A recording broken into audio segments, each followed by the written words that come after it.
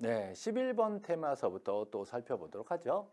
자, 우리 이 기출 테마 30선 11번 테마입니다. 30선 중에 11번이네 벌써. 자, 우리 정규 수업, 우리 특강이 진행되었기 때문에 반드시 쭉 특강 들으시고요. 그 다음에 복습용으로 이 강의를 활용하시기 바랍니다. 자, 검인 대상인 경우와 또 실거래가액 등기 대상인 경우가 비슷한데 이쪽이 먼저 나왔어요. 그리고 나중에 실거래가액도 등기하자라고 해서 추가된 겁니다. 이게 약간 겹치는 부분이 있어요. 그래서 무슨 계약이 됐든 종류 불문하고 소유권 이전이 되는 계약이라면 검인을 받아야 된다라는 제도가 먼저 들어온 거죠. 그러니까 만약에 계약이 아닌 상속, 수용, 경매, 진정명예 회복, 취득조 얘네들은 계약이 아니니까 검인 대상이 아니다라는 거죠. 계약의 종류를 불문하고 무슨 계약이든지 이런 계약들도 역시 계약이라면 소유권 이전 등기하는 경우 검인을 받아서 제출해야 되고요. 판결을 받은 경우에도 검인을 받아야 된다라는 거. 요거 이제 최근에 한번 출제된 적이 있습니다. 자, 그런데 실거래가액 등기가 들어왔어요. 실거래가액을 신고를 했대. 그러면 검인도 받고 신고도 하고 너무 과하다. 그래서 신고했으면 검인을 받은 걸로 본다. 검인을 의지하자. 검인 안 받아도 된다 이거지. 또 허가받기 힘들었는데 받았어? 그럼 검인은 이제 면제해줄게. 라고 하는 거예요. 근데 실거래가액 등기는요. 실거래가액을 신고를 해서 실거래가액 신고를 했어. 우리 5억에 매매했어요. 라고 신고했단 말이죠. 그럼 신고한 거 갖고 와봐. 그거 신고필증 갖고 와봐. 뭐 5억이라고 썼다고? 그럼 그 5억을 신청서에 써내. 신청서, 등기 신청서에 5억이라고 써내. 그러면 등기관이 갑구에다가 그 중에서도 권리지역이 다 사항란에다가 이 사람 5억에 샀단다라고 써준단 말이에요. 그럼 이 등기부를 누구든지 등본 띄면 이거 5억이 샀구나를 알 수 있게 되는 거죠. 자, 이 경우는요. 요건이 두 가지인데요. 꼭 매매계약서를 제출한 경우만 해당이 됩니다. 만약에 판결문을 제출했을 때는 해당이 없어요. 매매계약서를 내면서 이전 등기를 신청한 경우에는 거래가액 등기를 해야 되는데 이 등기를 하기 위해서는 우리가 신청서에 써내야 돼. 얼마인지. 그리고 신고표증 제출하고 만약에 부동산이 2개 이상이라면 목록도 같이 들어가 줘야 된다는 거죠. 원칙적으로 매매 목록이란 건 2개 이상일 때 작성 제출이 되는 거고 하나일 때는 작성할 필요가 없지만 하나인 경우에도 작성한 경우가요. 여러 사람 매도인과 여러 사람 매수인이 한꺼번에 계약을 한 경우다. 이쪽도 여러 사람, 저쪽도 여러 사람이라면. 그러니까 이쪽도 공유, 저쪽도 공유가 되는 거죠. 이럴 때는 하나라도 명록이 작성이 돼야 됩니다. 실질적으로 지분이 왔다 갔다 하는 거니까요. 양쪽이 다 여러 사람일 때 필요하다는 거예요. 단 2개라 하더라도 각각 신고한 경우, 자, 2개라 하더라도 각각 신고한 경우에는 목록 작성이 없다라는 거. 요것도 이제 앞으로 출제될 가능성이 있습니다. 이 여러 사람은 좀 여러 번 출제했어요. 근데 2개인데도 자, 각각 신고하면 목록 작성이 안 될 수 있기 때문에 이 부분 예외니까 출제될 가능성이 있다라고 보고 있습니다. 자, 다음에 공동 소유를 3가지로 정리를 해놨는데요.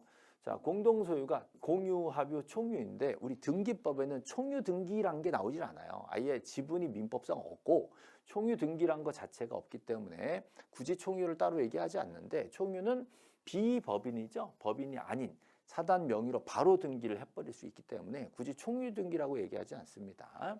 근데 공유와 합유는 구분을 좀 하셔야 돼요. 둘 다 민법상 지분이 있습니다. 근데 등기부에 쓸 수 있는 지분은 공유 지분만 등기가 가능하고 합유 지분은 등기부에 등기는 못한다라는 거예요. 그러니까 합유라는 뜻만 쓰면 되는 것이지 누구 지분 얼마라고 쓰는 거는 다 공유 지분만 등기가 된다라는 거. 그래서 신청서에 우리 공유 등기 신청할 때는 지분 표시가 들어갑니다. 네, 합유일 때는 지분은 안 쓰고 누구누구 합유라는 뜻만 쓰게 되는데 이렇게 합유 등기하는 경우가 크게 2가지가 있는 거죠. 민법상 조합은 안 돼도 조합원은 등기가 되거든요. 이럴 때 조합원 명의의 등기 전체 합유 등기로 처리가 됩니다. 그다음에 신탁 등기에서 재산 맡아 관리해 주는 사람을 수탁자라 하는데 이 수탁자가 여러 명이라면 얘들끼리 막 공유를 찢어 먹으면 안 되니까 합의로 묶어주게 돼 있습니다. 수탁자가 여러 명인 경우에 해당이 되는 것이죠. 자, 공유로 올라갑니다. 자, 공유 이게 좀 중요합니다. 공유는 등기관이 소유권 일부 이전 등기를 한다라고 하면 그 지분이 기재되는 거죠. 이 공유가 되니까 공유 지분이 이전될 수 있단 말이에요. 근데 자, 이게 요즘에 좀 나와요. 등기 원인에 분할 금지라고 약정이 있다. 그럼 법적 근거가 있는 거야. 분할금지 약정은 등기된다라고 법적 근거 있습니다. 그러면 그 사항도 기록을 해주게 되어 있다라는 거죠. 공유물 불분할이죠. 분할금지 약정이 있으면 이것도 기록이 돼줘야 된다라는 거. 이것도 좀 조심하시고요. 분할하지 말자. 공유인데 우리 분할하지 말자. 합의가 됐어. 등기소 가서 얘기하니까 그건 등기 가능해. 법적 근거 있으니까 해드릴게. 라고 해서 우리가 2년 동안 합의됐으니까 분할하지 않기로 했다. 이거 가능합니다. 이렇더라도 지분을 팔고 이전하는 거는 가능해요. 분할을 하지 말라 그랬지 지분 이전은 문제가 없거든요. 그죠? 또 하나 이 분할 금지를요. 약정 기간이 정해져 있었는데 이 약정 기간을 연장하자 또는 단축하자라고 합의해서 변경도 가능합니다. 그때 변경 등기는 공동 신청을 해야 된다는 거. 그것도 좀 명심하셔야 되고요. 자, 이 약정을 변경하겠다라고 한다면, 자, 요거는 변경 등기 공동 신청으로 처리되고요. 자, 이거는 언제나 부기 등기로 실행하게 돼 있다라는 거, 그 변경에 대해서 추가로 하나 더 설명드렸습니다. 자, 여기까지 해서 소유권 이전 등기 중에 실거래가액 등기, 검인 대상 또 공동 소유에 관련된 설명을 압축적으로 정리해 봤습니다. 자, 다음 테마 한번 가보죠. 다음 테마는 제가 소유권 이전 등기에 관련된 특수한 사항들을 한번 모아서 정리했고요. 이 다음은 이제 신탁까지 연결이 되는 거예요. 자, 일단 수용이 좀 잘 나오거든요. 그래서 수용을 먼저 넣어놨습니다. 수용을 원인으로 해서 소유권 이전 등기를 하는 경우는요. 앞 사람이 지금 수용당하는 사람이 등기를 해놓은 거야. 수용해가는 측에서 사업 시행자에서 그거 없애고 새로 만드는 것보다 거기다가 2번하고 집어넣는 게 편하거든. 그래서 소유권 이전 등기로 집어넣고요. 그 사업 시행자가 혼자 뺏어가니까 단독 신청으로 처리가 됩니다. 자, 이때 등기 원인은 수용을 쓰게 되고요. 등기 원인 일자가 중요한데 이걸 수용 개시라고 쓰게 돼 있어요. 이걸 가지고 수용 재결일 그러면 안 됩니다. 수용 재결일로 몇 번 출제가 되는데 굉장히 헷갈릴 수가 있어요. 자, 수용 재결일 이렇게 나오면 틀린 말이 되는 거예요. 수용 재결일 뭐 이렇게 안 됩니다. 협의 성립일 이런 거 안 돼요. 수용 개시일이라고 나와줘야 됩니다. 그럼 수용이 되고 나면 등기관이 싹 정리해주죠. 직권말소 깨끗하게 닦아서 새 걸 딱 만들어준단 말이죠. 이때 굳이 지우지 않는 거 두 가지 외우셔야죠. 자, 상속이 수용 전에 있었다. 그럼 이거는 말소하면 안 된다. 상속이 우선이다. 두 번째, 요역지 조건. 수용되는 땅에 필요한 내용이 들어있었다. 수용되는 땅이 옆에 땅을 사용하는 권한을 가지고 있는데 그걸 털어버리면 못 쓰잖아요. 그래서 요역지는 이 땅을 위에서 존재하기 때문에 지우지 마라. 이 두 가지는 빼고 지워라 이거예요. 제외하고 지워라. 나머지는 싹 지워라. 이거죠. 물론 이거 말고도 위원회가 인정하면 지우지 않는다라는 규정이 있는데 그건 시험에 잘 안 나오기 때문에 두 가지만 집어드린 겁니다. 만약에 수용을 관공서가 안 된다 그러면 이건 촉탁으로 처리를 하는 거고요. 수용됐다가 빠꾸 수용됐다 돌아간다 이럴 때는 재결이 실효되어서 공동신청으로 원소유자한테 돌려줘야 돼요. 이전 등기 가져간 거를 말소해서 돌려주는 거는 공동신청으로 처리를 해줘야 된다는 거죠. 여기까지가 수용이다. 그죠? 자, 다음 진정명의 회복이 작년 2024년에 출제가 됐어요. 자, 진정명의 회복은 원래 내 거를 찾아오려면 잘못 넘어간 걸 말소할 것인데 말소하지 않고 이전 등기로 처리하는 것도 법적으로 가능하다라고 우리 대법원에서 인정을 한 거죠. 자, 진정명의 회복으로 이전 등기를 신청하려면 절차상 원인을 써줍니다. 자, 원인을 뭐라고 써주냐? 진정명의 회복이라고 써줍니다. 대신에 이거는 구체적인 원인 일자가 없기 때문에 원인 일자는 기재하지 않는다. 이건 좀 중요한 내용이죠. 자, 두 번째, 진정명의 회복을 원인으로 이전 등기할 때, 자, 이거는 진정명의 회복이지, 이거 뭐 새로 거래한 게 아니잖아요. 원래 내 거잖아요. 그래서 토지거래 허가 낼 필요가 없다. 자, 검인도 받을 필요가 없다. 농지증도 낼 필요가 없다. 그래서 전부 다 필요 없다. 취득도 아니고, 거래도 아니고, 계약도 아니고, 계약이 아니면 검인 안 받잖아요. 그죠? 자, 환매특약 요거는 반드시 소유권 이전 등기, 환매특약 등기를 동시에 하게 돼 있어요. 이때 신청서가 두 개죠. 환매특약 등기 신청서와 소유권 이전 등기 신청서 두 개를 가지고 반드시 동시에 제출하게 돼 있다는 거죠. 그럼 접수일자, 접수번호가 동일하게 나옵니다. 자, 환매특약 등기에서 등기 권리자는 매도인이에요. 매도인이 지금 팔고 있지만 넘겨주는 입장이지만 나중에 사올 거잖아. 사올 부분에 있어서는 권리자, 그죠? 현재 보낼 때는 의무자. 근데 사올 때는 권리자니까 이 사람이 권리자로 인정을 하는 거예요. 환매에서는. 그럼 반대로 매수인은 의무자가 되어서 공동 신청으로 처리가 됩니다. 나중에 기간 내에 환매권을 행사할 수가 있죠. 기간이 넘어버리면 환매권 행사를 못합니다. 두 가지가 다 가능하잖아요. 기간 내에 환매를 행사하면 환매를 원인으로 이전 등기를 공동 신청해서 원소유주한테 돌아오게 됩니다. 그러면 등기관이 그거 해주면서 야 그러면 환매티가 필요 없지? 요거는 우리가 알아서 줄게 라고 등기관이 직권말소가 됩니다. 만약에 기간이 넘어서 환매가 안 될 수 있잖아요. 이럴 때는 직권말소를 못하고 내버려둬요. 그러면 당사자들이 와서 여기 다 끝났으니까 지으셔라고 환매티 계약을 신청말소로 정리를 해줘야 되는 거죠. 환매가 됐으면 환매티 계약은 직권말소 되고 환매가 안 되고 그냥 기간이 넘어버렸으면 따로 말소 신청해서 지어야 된다라는 거 둘로 나눠봐야 됩니다. 그래서 소유권 이전 관련해서 특수한 사례 3가지를 정리한 게 이제 이번 테마였고요. 마지막으로 이제 이 소유권 이전 등기와 관련해서 가장 특수한 게 이제 신탁이 있죠. 자, 신탁에 관련된 테마가 이렇게 해서 13번 테마에 제가 넣어놨습니다. 신탁은 굉장히 분량이 많은데요. 이걸 전부 다 우리가 공부할 수 있는 상황이 아니라서 출제 포인트들 몇 개 잡아 드립니다. 자, 소유권 이전 등기와 동시 신청으로 하나의 신청서로 동일하게 동시 신청으로 집어넣게 돼 있단 말이죠. 물론 이 부분에 대해서 예외가요. 만약에 대신 신청한다. 우리 수탁자가 신탁 등기를 해야 될 것을 안 하면 위탁자나 수익자가 대신 처리할 수 있거든요. 이럴 때는 동시가 안 될 수 있잖아요. 그래서 원래는 동시지만 대위라면 동시가 안 될 수 있다. 대위 신청에도 동일하게 동시에 신청한다 그러면 틀린 말이 되는 거예요.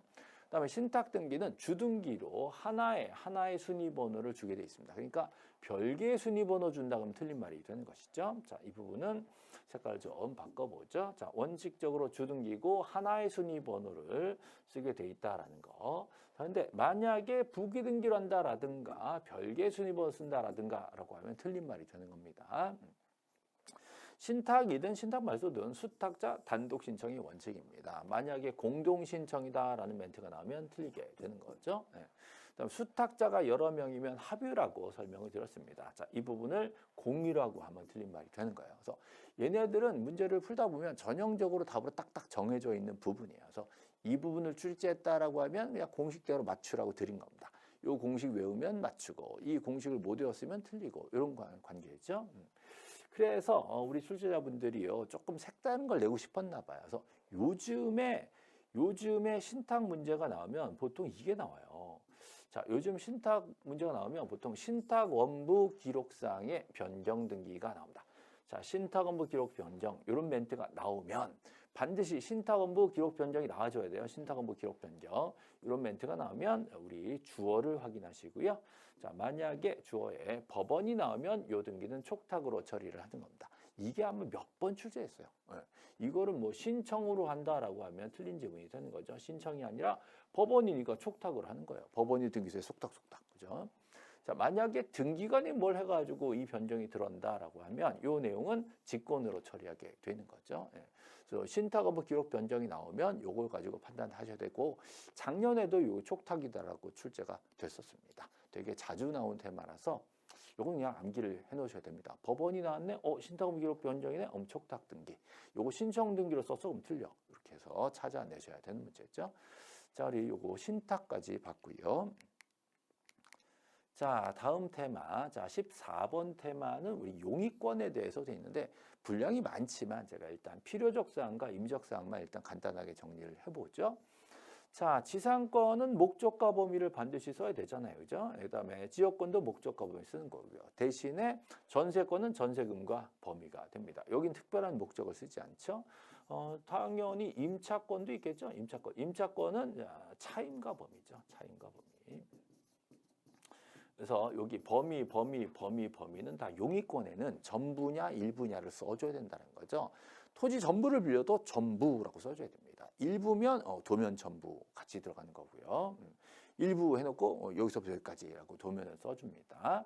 자, 지상권에서는 존속기간 약정 있으면 쓰는 거예요. 또 지료 지급 시기도 약정 있으면 씁니다. 여기서 조심하실 게 작년 출제됐는데 자, 지역권 같은 경우에는 지료가요 법적 근거가 없어요. 자기들끼리 지료 약정 할 수도 있지만 등기부에는 기재한 사항이 아닙니다. 약정이 있어도 쓰지 않는다라는 거예요. 아주 특이하죠. 자, 전세권은요, 전세금을 꼭 써야 되는 거예요. 임차권 차익 꼭 써야 되는 거예요. 여기는 돈 얘기는 약정 있을 땐 쓰고, 여긴 약정 있어도 등기부에는 못 들어온다라는 거. 이거 특이하기 때문에. 그래서 임의적 기재사항은 특약사항들인데, 아무 특약이나 등기부에 써주지 않는다 그랬죠? 반드시 법적 근거 있어야 되는데, 지역권의 지료는 법적 근거가 없어. 그래서 등기부에 못 올라간다는 거죠. 나머지 뭐 이런 특약들은 등기부에 올라갈 수가 있는 근거 있는 특약들이고요. 전세권에서도 존속기간 근거 있는 특약입니다. 여기서 이제 중요한 거 위약금이나 양도 또는 전대금지 특약 요거 굉장히 전세권에만 특이한 특약이기 때문에 법적 근거 있는 특약입니다. 다른 부분들은 양도 전대금지 이런 거 들으면 뭐 안 돼요. 여기만 있는 아주 특이한 특약이기 때문에 자주 출제가 되고 있는 거죠. 전세권에 전대 양도 금지 특약이 들어오면 각하한다 이렇게 나오면 틀리는 거예요. 각하지 않고 실행할 수가 있는 거고요. 약정 있을 때만 기재한다라는 거죠. 그렇죠? 그래서 우리 용의권에 관련된 등기들을 핵심만 좀 한번 추려봤고요. 조금 추가드리자면 전세권에서는 전세금이 중요하기 때문에 전세권 존속기간 만료 이후에 전세금 반환 채권 있잖아요. 돈 돌려달라. 이 전세금 반환 채권을 일부 양도했을 때 전세권 등기도 일부 이전 등기할 수 있다. 이 포인트가 출제가 되게 많이 됐다는 거 다시 한번 상기시켜 드립니다. 자, 여기까지 용의권 봤고요. 자, 다음으로는 우리 담보권이 나오겠죠. 담보권으로서 저당권, 근저당권의 차이를 일단 비교를 하셔야 되죠. 자, 저당권은 채권외과 채무자고 근저당권은 채권 최고외과 채무자고 이렇게 해서 약간 필요적 사항이 다르게 되겠죠. 자, 저당권은 하나의 채권을 딱 정해서 언제 갚어 이자 추가 이렇게 되는 거고요. 근저당권은 얼마까지 해놓고 언제부터 언제까지 여기 발생한 거 다. 그러니까 하나로 끝나는 게 아니죠. 여러 개가 있는 거예요. 그래서 언제부터 언제까지라고 약정이 들어가게 됩니다. 이건 하나의 변제기나 하나의 이자가 들어간 게 아니라 이자도 여기 다 포함되는 거죠. 채권 최고액에. 그래서 근저당에서 약정이 있다면 변제기와 이자를 쓴다 그러면 틀린 말이 되는 거예요. 여기서는 존속 기간이 임의적 사항이 되는 것이죠. 그다음에 채무 불이행으로 인한 손해배상 약정 이런 것도 여기 근저당에 들어갈 수는 없는 거예요. 이런 것도 여기 채권액 정해진 거에 별도 금액이니까 저당권에서는 따로 쓸 수가 있는 거고 근저당에서는 그런 얘기 할 필요조차 없는 거죠. 자, 권리질권이요. 원래는 채권액과 채무자였어요. 그러나 이것도 일종의 채권 최고액을 넣어서 근질권으로도 활용할 수 있다라고 해서 채권 최고액과 채무자 이것도 가능하게 됐어요. 채권액과 채무자 또는 채권 최고액과 채무자를 꼭 쓰게 되어 있고요. 어느 저당권에 붙이는지 그 저당권 표시도 당연히 해줘야 되는 거죠. 네. 자, 이 정도에서 담보물권 중에 핵심을 봤고요. 여기서 제가 좀 추가를 해드리고 싶은 건 저당권 말소 기억나시죠? 저당권 말소 당사자를 찾는 문제가 잘 나오거든요. 저당권 말소 당사자 그러면 무조건 A, B, C, D 쓰고 말소 이렇게 찾으라 했어요. 저당권 설정자와 현재 저당권자. 옛날 저당권자는 빠지고 자 이렇게 공동 말소로 저당을 지울 수 있고요. 또 제3취득자와 저당권자가 공동 말소로 저당을 지울 수 있다. 이것도 기억을 다시 해놓으셔야 됩니다. 저당권, 담보권에 관련된 15번 테마는 이 정도 정리하겠습니다.